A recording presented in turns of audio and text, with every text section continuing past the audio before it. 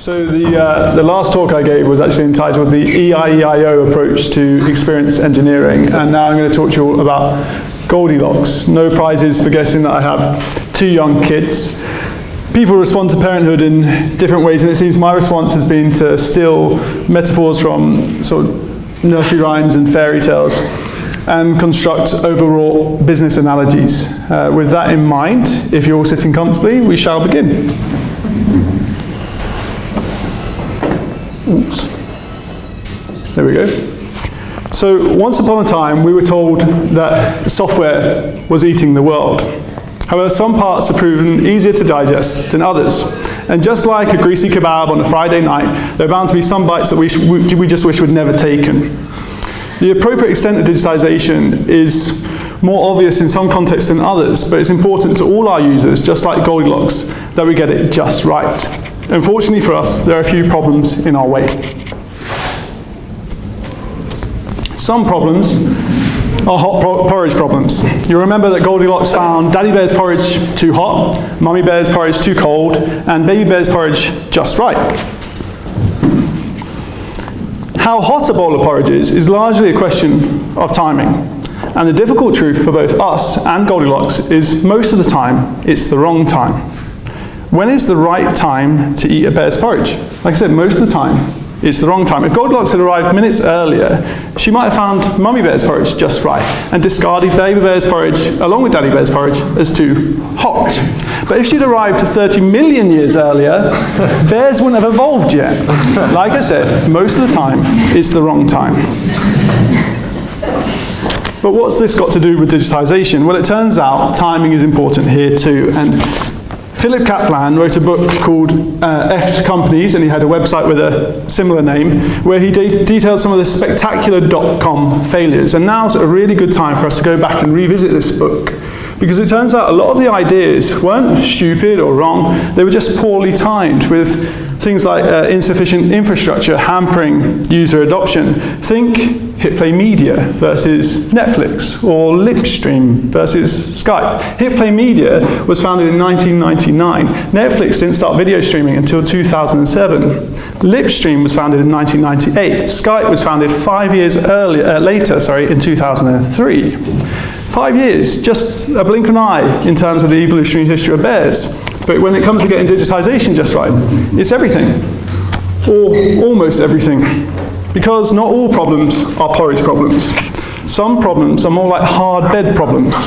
When it comes to digitization, bed problems make the tricky issue of when seem trivial, because there are experiences like sleeping in a bed that draw their value from inalterable and intrinsically physical variables like softness. These are physical experiences with intrinsic and inherent barriers to digitization. This is not to say you can't add value to the experience of buying a bed, but regardless of what time it is, a hard bed won't suddenly become a soft bed, and you certainly can't code a bed out of existence altogether. And for me, this is a neat analogy for the veterinary sector. You can't upload a patient, canine or otherwise, up to the cloud, no matter how much fluffy it might look like one. And the experience of owning a pet is an intrinsically physical experience. No problem, you might say. We can create an all-singing, all-dancing robotic dinosaur.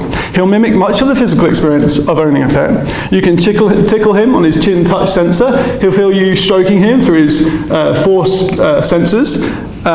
He'll hear you with his binaural microphones, and you can rock him gently to sleep, and he'll detect that through his motion sensors. And the best part is you don't need to walk him or feed him. He'll never get sick, and there's no danger he'll pee on your Anatolian rug. Anyone ever heard of Pleo, the robotic dinosaur? Does anyone actually own one? No. And yet over 50% of all households own a needy, sickness-prone defecation factory, also known as a pet. It turns out there's something that we find therapeutic about picking up the feces of another species. In other words, part of the value of owning a pet comes in the effort we put into looking after them, and it's a mistake to seek to use technology to eliminate that. When you get to thinking about bed problems, they're not unique to the pet sector or the healthcare sector. It crops up more often than you might imagine. Digitization can be an amazing tool in reducing customer effort, but sometimes if you eliminate customer effort completely, you also eliminate the customer. Just as Pleo is no threat to pet ownership, Tough Mudder would not secure more customers if they rebranded to Easy Mudder. That said, clearly not all effort is created equal. A laborious user registration process, for example, is unlikely to be an area where effort equates to value. No one's going to get to the end of an overly long sign-up process thanking us for the warm glow of pride they feel in their accomplishment. So we're left in a position where we have to very carefully tease apart what elements of owning a pet are effortful but value additive, and what parts are effortful but value erosive. And it's those latter parts where our opportunities lie. And one useful way to do this teasing apart is to map each touch point of the existing user experience along a customer corridor. Here I've done that for Goldilocks. And here I've done that for a veterinary visit. An owner thinks there's an issue, they find a vet that they want to go to, they book an appointment, they arrange getting the pet to the clinic, they check in at reception, they sit in the waiting room, maybe a nurse comes to check the weight of the animal, they then have a veterinary consult, they discuss the next steps with the vet, eventually they'll check out at reception and pay, and hopefully the vet will follow up on the issue. And while we can't turn pets into robotic dinosaurs, there are clearly lots of opportunity for digitization here, from the initial discovery process and appointment booking to payment and follow-up. And this stepwise approach, with digitization extending its reach along the customer corridor, touch point by touch point, can turn what seems to be a hard bed problem, an intractable barrier to digitization, into a series of hot porridge problems, a matter of timing. And taking our porridge to bed can even help address the fact that most of the time it's the wrong time. It strikes me that this is what Netflix did. HitPlay Media, as I said, was founded in 1999 with the same mission as Netflix, to make video streaming a reality. HitPlay Media failed, and yet Netflix was founded 2 years earlier and succeeded. The failure of HitPlay Media and its like led Blockbuster executives to miscategorize the home video entertainment market as a hard bed problem, with them famously passing on the opportunity to acquire Netflix for $50 million. However, while HitPlay Media were making their bed and lying in it, Netflix instead saw the same apparent bed problem as a series of porridge problems, and used this insight to take a bite-by-bite approach to digitization, starting with mailing out DVDs and working their way towards 120 million people streaming original video content worldwide. And we made some progress in the veterinary sector too, and there are people here today that have been working on this. So Vetstoria, for example, are facilitating pet owners to book veterinary appointments online. There's a company called My Pet Portal who facilitates the fulfillment of veterinary prescriptions via digital pharmacy. Tabeo are facilitating all kinds of digital payment solutions, and a lot more vets than ever before are engaging in the full range of email, SMS, and push notifications in terms of follow-ups and reminders. But broadly, the experience architecture still looks the same for different owners of different pets with different issues. I've had owners go through that whole customer corridor because they thought they found a worrying lump on their pet's body, only to have me tell them that this is one of their cat's nipples.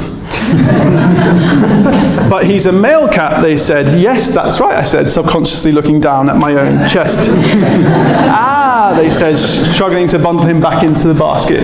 I thought it helped if you reverse them in. Needless to say, this effortful experience was not value additive to the experience of being a pet owner. On the flip side, I've had owners bring in pets far too late in the disease course because of the stress, effort, and practicality of bringing their sick pet in sooner. Me telling them it's too late isn't value additive either. What if the real digitization opportunity here is in providing mechanisms for filtering and personalizing the pet care experience for each pet and each owner and even each vet, rather than slinging them down the same customer corridor time and time again, the same physical experience as everyone else. Ma Yun, Yun's the founder of Alibaba, in proposing his new retail concept, said, the boundary between online and offline commerce disappears as we focus on fulfilling the personalized needs of each customer. And so we should seek to travel from a single generic customer corridor for everyone to multiple corridors with tailored touchpoints. This is not just digital augmentation, but also digital curation of physical services. And this must look familiar. This is what we seek to achieve at Gula. Gula believes in the strength of the human-animal bond, and we believe that deployed correctly, technology can help augment and enhance that bond. Our telemedicine solution enables veterinary clinics to offer video consultations to pet owners because playing Russian roulette with whether your pet needs to see a vet is not value additive to the experience of being a pet owner. We do not believe that these virtual consultations will replace the physical consultations. Instead, we believe this digital product will curate and augment the physical services that already exist, providing a low-effort access point to veterinary expertise that competes with Dr. Google or just hoping for the best, and helps determine what the optimal combination of digital and physical experiences will look like for you and your pet. The Veterinary Innovation Council estimates there are 2.2 unaddressed pet issues each year in the USA alone. Digitization helps address that. It's not about uploading the pet to the cloud, but rather putting the pet front and center of a mobile-first healthcare experience and proactively engaging pet owners in the care of their animal in a manner that is maximally relevant to them. In other words, in a way that feels just right. But video consults are just the first step in our journey, and along the way, we are bound to encounter a third type of problem: chair problems. Yes, there's one part of Goldilocks' journey that I missed out, and that's the chair. You'll remember that she discarded Mummy Bear and Daddy Bear's chairs as too big, but no sooner has she declared Baby Bear's chair just right than it breaks. And sometimes, despite our best efforts, user experiences can go awry in exactly the same way. And part of the problem is that as experience engineers, we're shooting at a moving target. I think Jeff Bezos, founder of Amazon, puts it best when he says, "One thing I love about customers is that they are divinely discontent. Their expectations are never static, they go up, is human nature. We didn't ascend from our hunter-gatherer days by being satisfied. People have a voracious appetite for a better way, and yesterday's wow quickly becomes today's ordinary." In other words, just right can very quickly become just meh, or worse. But some businesses find it easier to respond to changing customer needs than others. And here I want to talk to you about cats and dogs. Dogs are more mutable than cats. That is to say, they are more likely to mutate. They started as wolves, but became everything from Great Danes to Chihuahuas and everything in between. Cats can have slightly pointier faces, flatter faces, they can have long hair, short hair, or no hair, but they're always and indelibly cats. It turns out there's a reason. Dogs have slippery DNA sequences which give rise to errors of replication, leading to a higher rate of germline mutations, making them, as a population, more adaptable to the different selection pressures we might throw at them. So now I'm going to get you to decide. Given this mutability, would you rather operate a business where you have dogs, but all your customers want cats, or where you have cats, but all your customers want dogs? Hands up for A. You're all going to have to vote one way or another. Hands up for B. Okay. Right, well, this isn't a question as to whether you're a dog person or a cat person, and I love cats too, but the correct answer is dogs. Because dogs are more mutable, it is much easier to breed a cat-like dog than it is to breed a dog-like cat. And while we can't imbue the DNA of our business with single base repeats, we can use digitization to help instill a level of mutability within our organizations, making us more responsive to changing customer needs, such that when just right becomes just meh or worse, we can immediately take corrective action. And no, that was hard science part, guys. At the end of the Goldilocks story, the bears find Goldilocks asleep. For those of you who have similarly fallen victim to the comfort of a just right chair, here's the too long didn't read version. And in this TLDR, T is for timing. And we've spoken about what Netflix did and what hit play media failed to do to account for the fact that most of the time is the wrong time. L is for laziness, because digitization can be a powerful tool in reducing customer effort. Ma Yun once challenged Thomas Edison's idea that genius is 99% perspiration. He instead said that lazy people create history by naturally creating path or least resistance ways of doing things.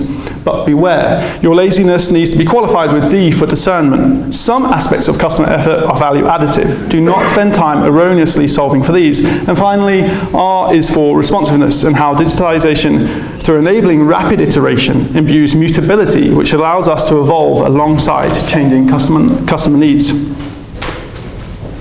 It's my hope that if we do all of that, we can deliver fairy tale experiences to our customers and live happily ever after.